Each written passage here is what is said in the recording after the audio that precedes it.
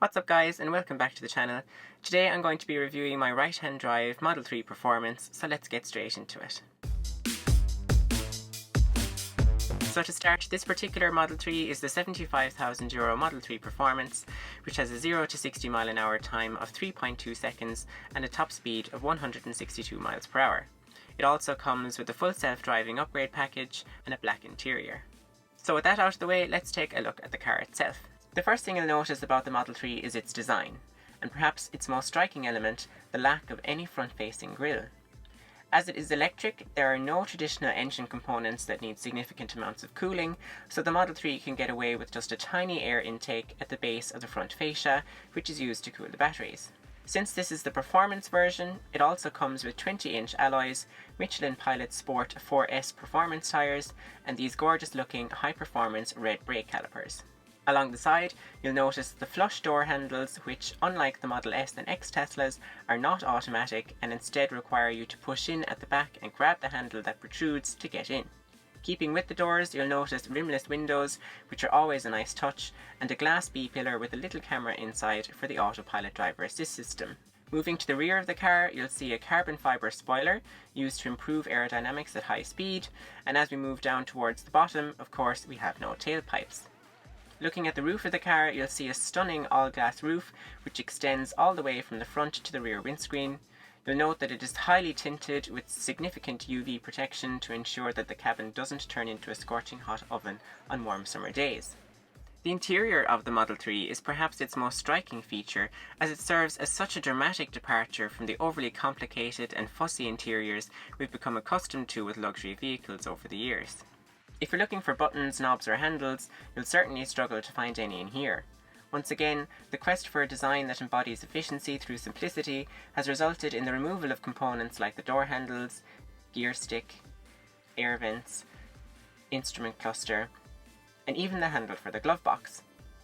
All you get is a futuristic looking 15-inch glass slate that serves as your single point of interface for almost every possible function you can expect to do in the car.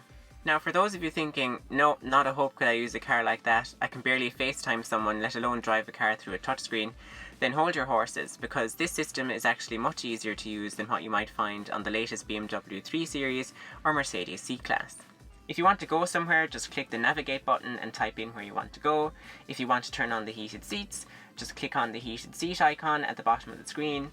If you want to adjust the climate controls, simply click on the fan and move your finger around to adjust the airflow, and if you want to listen to the radio, just click the music icon and select radio. Unlike other premium cars in this segment, there's no strange divide between clicking a button somewhere on the dashboard and then looking for a screen somewhere to see if you click the right one. Everything is instant. You touch something and you see an immediate reaction. The feedback is right there in front of you with no ambiguity, so in my opinion this actually serves to make a better user interface, since it bridges the gap between what we've become accustomed to with our smartphones and what we've come to expect from our cars. In terms of the basics, the seats are 12-way electronically adjustable, and yes, they do have buttons to do this. The seats themselves can be configured in two colours, black or white, and they are extremely comfortable. All the seats are individually heated, including all three rear seats, and this can be controlled through the touchscreen. In terms of foot space, the footwells are very roomy, and since there's no engine bay, they extend out a little further into the body to give you that little bit of extra space. In the back, the lack of a transmission tunnel means that the middle seat passengers get a lot more leg room, in addition to getting their own climate system. Headroom is also good, with the thinness of the glass roof design providing an extra few centimetres of space for taller passengers. However, one downside is that the thickness of the battery pack means that the floor sits slightly higher than on a normal car, meaning that your legs sit at a slightly higher angle than they would in a standard internal combustion engine vehicle. There's also a foldable armrest with two cup holders. In terms of storage space, you get quite a lot, 542 litres to be precise, which is broken up into the boot, side storage compartment, sub-trunk, and also, since there's no engine, you also get a frunk. To put this into context, the latest BMW 3 Series has 480 litres of storage space, the Audi Q3 has 530 litres, while the Kia e-Niro crossover has even less at 451 litres. The rear seats have a 60-40 split, and although they don't fold completely flat, you can still easily slide in any large cargo without any hassle. One annoying thing about the boot is that it doesn't come with a power liftgate as standard, so in my case I installed an aftermarket solution.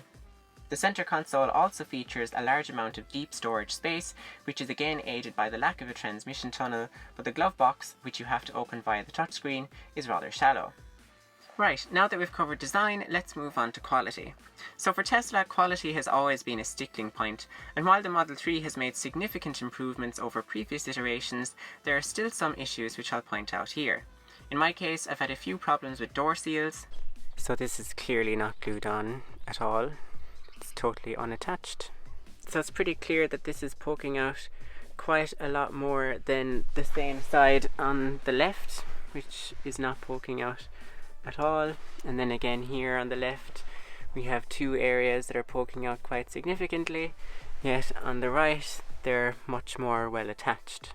And some alignment issues. So here you can see this door panel is misaligned. There's quite a bit of a gap here and then no gap at the bottom.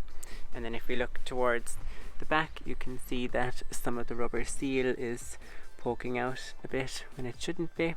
You'll also see here that some of the interior trim is not positioned correctly, and you can actually see underneath the trim piece, which is not what it's supposed to look like. But aside from those, the car feels very solid and quite well put together. The extreme minimalism of the interior actually helps Tesla in this regard, since there just aren't that many components to interface with that would otherwise be subject to scrutiny.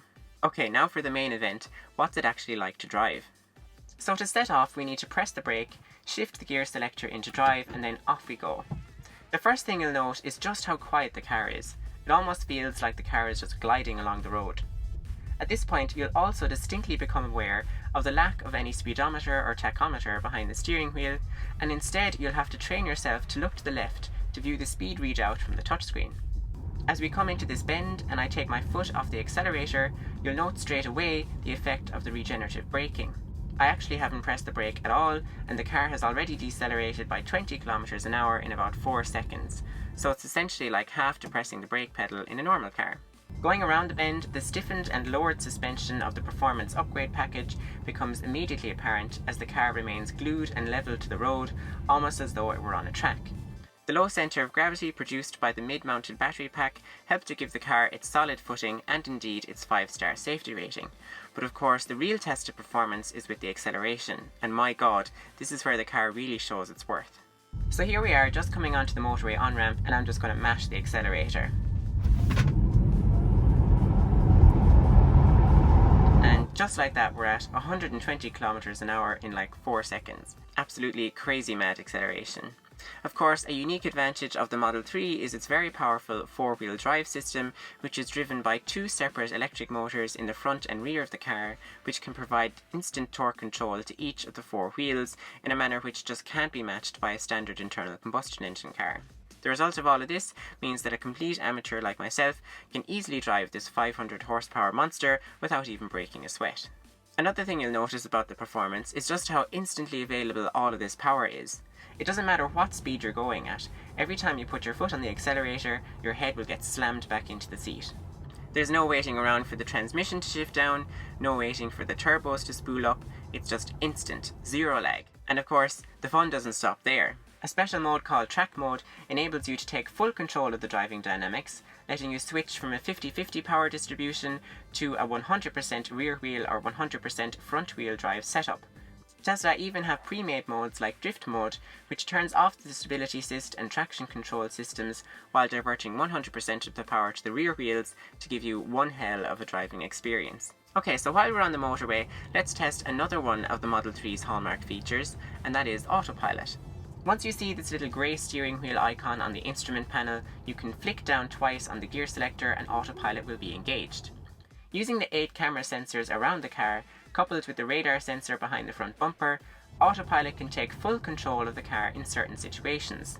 This means that on motorways like this, you can take your feet off the pedals, rest your hands on the wheel, and relax. The car will handle slowing down and speeding up in relation to other cars in your lane, and if you want to change lanes, simply turn on the indicator and the car will automatically change lanes for you. All you need to do is keep your eyes on the road, and that's it. It will even automatically take the right exit on the motorway for you. In cities, Autopilot will detect traffic cones, cyclists, pedestrians, traffic lights, and stop signs. And as time goes on, software updates will enable it to react to each of these obstacles, so it will be able to drive fully autonomously in almost every driving scenario.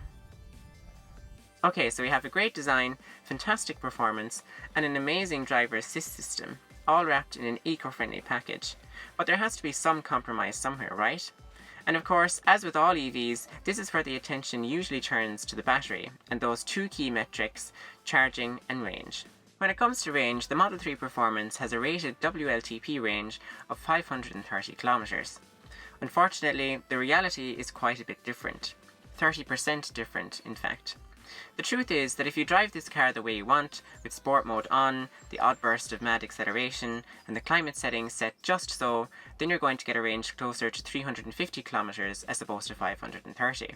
And while this might seem like quite a significant drop in range, the fact is that 350 kilometers will still easily get you from one side of the country to the other on a single charge. And even then, how often are you going to be doing that? Most of us just drive to and from work every day, so a circumstance where you're ever going to be pushing the limits of this battery pack will be few and far between. The next part of the equation is charging, and the point where most people say, I don't have 45 minutes to wait around for my car to charge when I can just top up my petrol or diesel car in 5 minutes. And I'll start this by saying yes, you're right. Even on a supercharger, it'll still take 45 minutes to charge your car by any significant degree. But the real point is, does it even matter?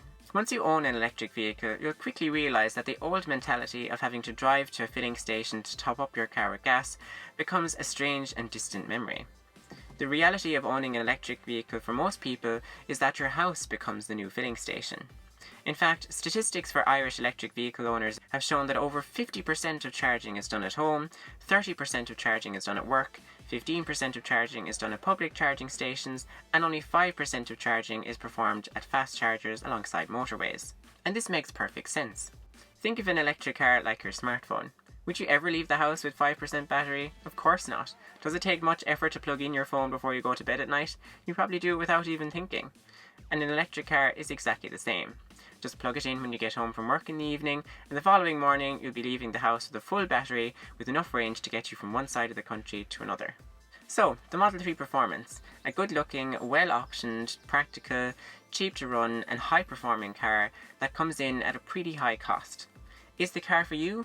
Well, if you have the money to spare and don't mind the minimalist interior, then you'd be hard pushed to find anything better at this price point. So that's it for my Model 3 review. If you have any questions, let me know in the comments. And as always, if you enjoyed this video, be sure to like and subscribe to the channel on YouTube for more Tesla videos. Until then, I'll see you in the next one.